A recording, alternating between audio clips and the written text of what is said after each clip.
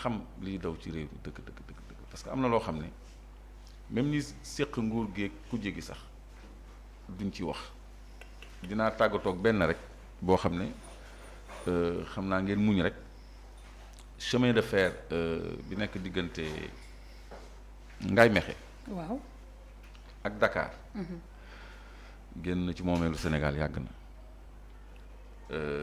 MDL moo ko moom ñiy exploité MDL ñiy exploité zircon bi waaw ñoo moom 125 kilomètres de rail bi jógee Ngaye Mékhé ba port ba port dañ leen ci defal concession dañ leen ko jaay maanaam tey jii bu ñu bëggoon dekkal Ndar Dakar diggante Mékhé ak Dakar oto ci bopp il faut que ñu nangul ñu jaarale fa suñu raay fa jaar wala ñuy fay ay droit de passage parce que loolu moomeelu tubaab bi la léegi ñu toftal ci nag benn 30 000 mètres carrés biir port boo xam ne tamit dañ leen ko jaay au lieu ñu jéem a. kan moo def loolu ku jaay loolu. Madické Niang.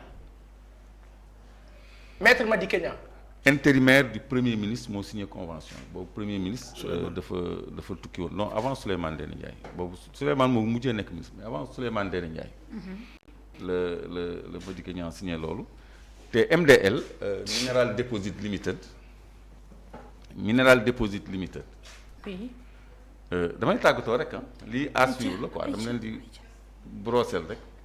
MDL bi am gisement zircon bi. laa ilaha illallah Seydina Muhammad bi am gisement zircon bi moom moo njëkk a exploité oru Sabodala MDL moo yor permis oru Sabodala te maître Madické Niang moo nekk seen avocat bu yàgg boobu tudduguñu sax MDL donc c'est un prolongement d'une même société et tout à fait par hasard concession boobu ñu ngi ko signé bi Madické Niang jëlee intérimu premier ministre donc loolu ay décret yu ma yor la. ça a été signé sous Wade. waaw sous Wade on leur a fait une concession sur le rail sur 125 kilomètres et une concession au port de Dakar te loolu du intérêt Sénégal parce que intérêt Sénégal moo doon comme ñun zircon bi jaay nañ ko 10% lañ ci am au moins transport bi ñu am ci dara ñu teg ay train minéralier ñoom ñuy fay transport bi moo gën ñu jaay leen sax. mais kan moo démarché loolu ku démarché loolu. bon. ku ko démarché kan bàyyi ba mu ñëwaat rek xam nga nee naa la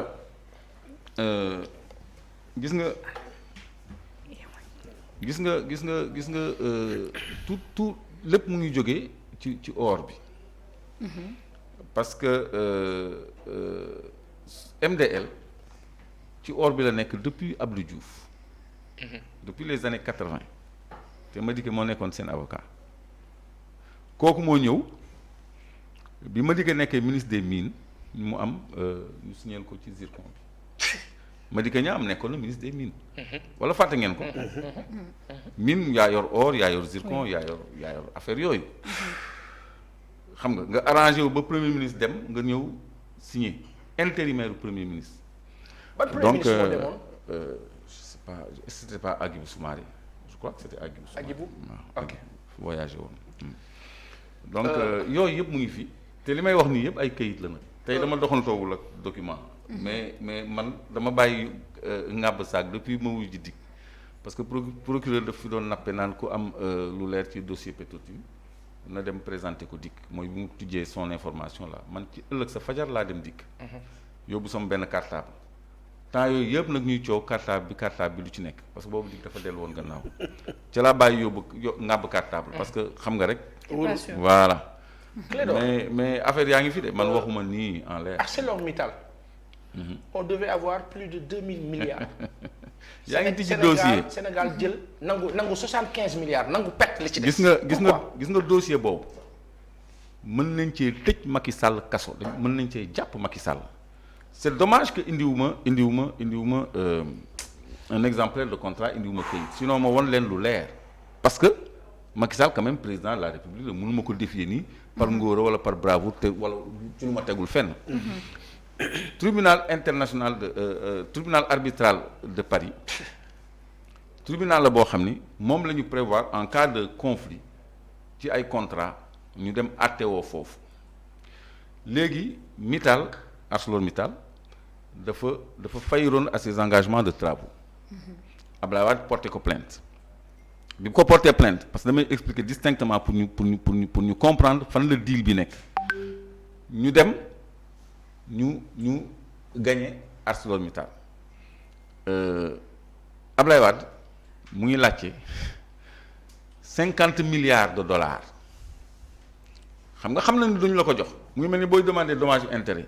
boo bëggee 10 millions da ngay laajte ay 100 millions ki 200 millions. mu laaj leen 50 milliards de dollars gars yi jël cabinet d'experts évaluer préjudice maanaam li ñu war a dàmpee Sénégal ñu estimer ko à 5 milliards de dollars moom 50 la doon laaj mais jox nañ ko 5 xam nga moom avocat la. te nandite la góor gi ku ba léegi mu ngi galgal gars yi te gisuñu ko fi mu nekk nii moom moo parti bi ëpp député Sénégal te loolu nit ñi yëgguñ ko PDS am na je crois 26 députés 24 députés. 24 waaw amul kenn ko am 24 députés à part Benno Bokk Yaakaar. à part Benno Bokk ci opposition bi laa bëgg wax quoi. donc pour revenir au sujet. léegi man où en était sax maa ngi réer. léegi ñu évaluer préjudice bi à 5 milliards de dollars 5 milliards de dollars jamono jooju. dollar 50 milliards de dollars yi mu laajoon. mais c'était de bonne guerre parce que obtenir na quand même lu bëri parce que loolu ci CFA ci jamono jooju dollar 500 la woon. ñu ngi ko xaymoon ci 2500 milliards. donc léegi tribunal bi muy jëlee décision nii la ñaari étape la première étape bi da lay reconnaître coupable ba noppi évaluer préjudice bi kooku mooy première étape bi. Sénégal gagné léegi deuxième étape bi application de la loi kese lay doon loolu moo ci ëpp solo te loolu Sénégal amoon na ko.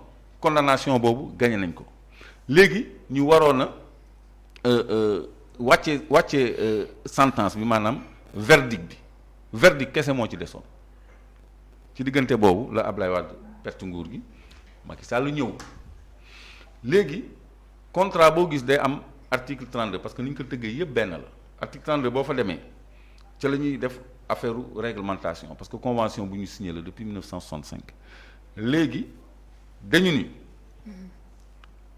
la sentence rendue par le tribunal est irrévocable et il est immédiatement exécutoire donc amul recours ba noppi dañ koy exécuter immédiatement il est irrévocable et immédiatement exécutoire kon Macky Sall amul benn prox ndoll bu mën a négocier loolu léegi avant jugement boobu di wàcc la gisee ak ArcelorMittal def accord de transaction boo xam ni jaarul yoon parce que pourquoi jaarul yoon parce que loolu agent judiciaire de l'État moo ko waroon a signé ndaw si damay jum ci turam ci santam Gassama Aïcha Gassama je crois que Gassama la sant. l'agent judiciaire de l'État Sakho ou Gassama bi dafa démissionné. parce que Gassama je crois waaw Gassama Aïcha Gassama. d'accord dafa démissionné dafa bañ signé. Macky Sall dàq ko parce que kooku sàmmonte na ak intérêt Sénégal parce que ñu mel noonu sénégalais yi war nañ leen xam am na ñoo xam ni quand même. très bien jaayuñu seen ngor quoi. te loolu ay milliards la bu ko signé woon xoolal lu mu bëgg da koy am dafa bañ ndaw soosu elle est digne. très bien ñu dàq ko ñu nommé beneen agent judiciaire de l'État xam nga kan. Antoine ku ñuy wax Félix Antoine Diome. Antoine Diome ñëw mais Antoine Diome signé wu ko. xam na lu ko ci mën a fekk magistrat la signé wu ko problème am na xam nga kan moo ko signé. waaw Aly Ngouille Ndiaye amul qualité pour signer accord de transaction boobu encore une fois am naa ko dinaa ko woon Sénégal yëpp partagé ko ñu signé accord de transaction ak indiens yi léegi ci accord de transaction yi xam nga lan la ñuy wax indiens yi xam nga lan la ñuy wax 2 jours après signature bi ca la ñuy verser xaalis bi maanaam 75 milliards 2 jours après signature bi on est en 2012-2013 2 jours après la ñuy verser xaalis bi gis ñu xaalis ba suñu genre yi commencé yëkkati coow ArcelorMittal xam nga amoon na fi coow ca la ñu gaawantu nag dajale ay milliards ñu dugal nañ ko ci loi de finances 2014 après loi de finances 2015 tamit ñu dugal benn 25 milliards benn 5 milliards ba léegi xamuñu fu mu féete nee nañ dañ ko fay ay avocat donc bi coow li jógee lañ ko lijjanti ci ñetti tranche lañ ko lijjanti alors que indien bi def ni 2 jours après lay verser la totalité de l'argent kooku muy premier problème. Deuxième problème ci 75 milliards yooyu dañ cee téq 20 milliards ni moom la ñu financé moom la ñuy tabaxee université Cheikh Al Islam Ibrahima Niass bu Kaolack te université boobu fu travaux yi tollu pareegul. On est en 2014 université bi pareegul. ñu ngi ci 2022. ñu ngi ci 2022 dem leen Kaolack dem leen université c'est des trucs xam nga donc 20 milliards boobu man topp naa ko ba am ci lu leer lu ñu téye loo xam ne naa ko jox askan bi parce que lu ñu détourné la parce que dafa am lu ñuy wax maa ngi koy fàttali keroog règle et principe budgétaire budget dafa am nu muy tëddee. dafa am principe d'universalité loo xam ni àddina bi yépp koy dëppoo budget bi décembre ba décembre la. pour dëkk yi jëflante ñu mën a harmoniser seen ay transactions budgétaires bu kii budget bi di commencer février que le budget bi di commencer octobre jëflante bi dafay xaaw a compliqué unicité de caisse benn caisse la xaalis bi di nekk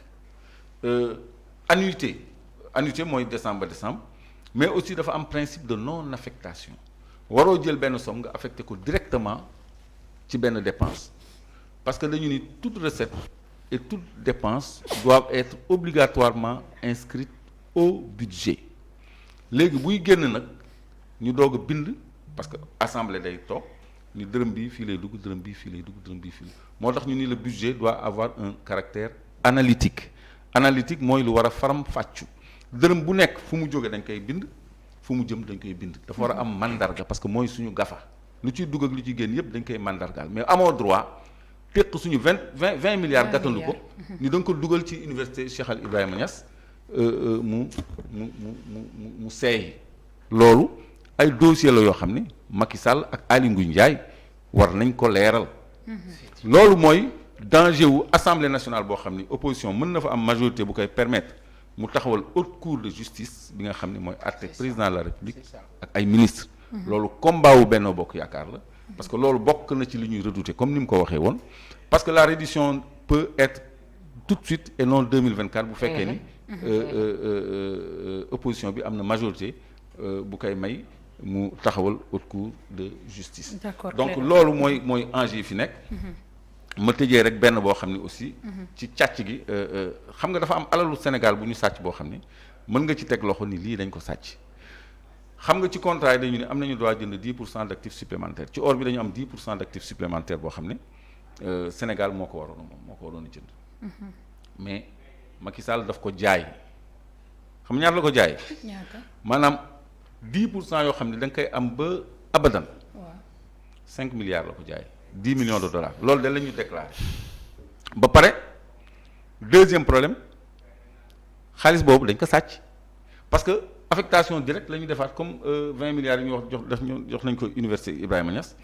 10 milliards yooyu dañ ko dugal domaine agricole communautaire bu Itato benn dëkk bu nekk région Kédougou la domaine agricole communautaire bu Itato lañ ko dugal mu seey 29 milliards u Prodac yooyu. 5 milliards boobu ci la bokk ci li dem ci la bokk te loolu rapport inspection générale des finances moo ko mandargaal du accusation Clédor Sène. Ministère des Finances moo génnee un rapport de son inspection générale des finances bu épinglé Mame Niang ci malversation yi am Prodac donc 5 milliards boobu foofu lañ ko dugal mu seey mu bokk ci 29 milliards yi ñu sàcc parce que loolu ñëpp xam nañ dañ ko sàcc parce que rapport moo ko wax c'est pas Clédor qui parle man defewu ma kenn mais damay wax li am lu kenn mënut a teggi ci lu kenn mënut a tontu parce que ñi may tudd ñu ngi fi muumawuñu te néewuñu doole donc.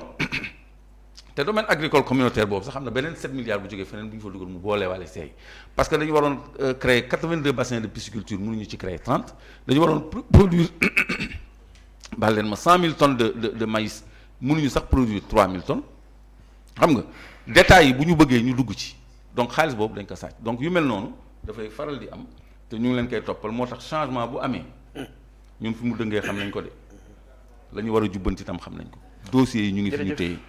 jërëjëf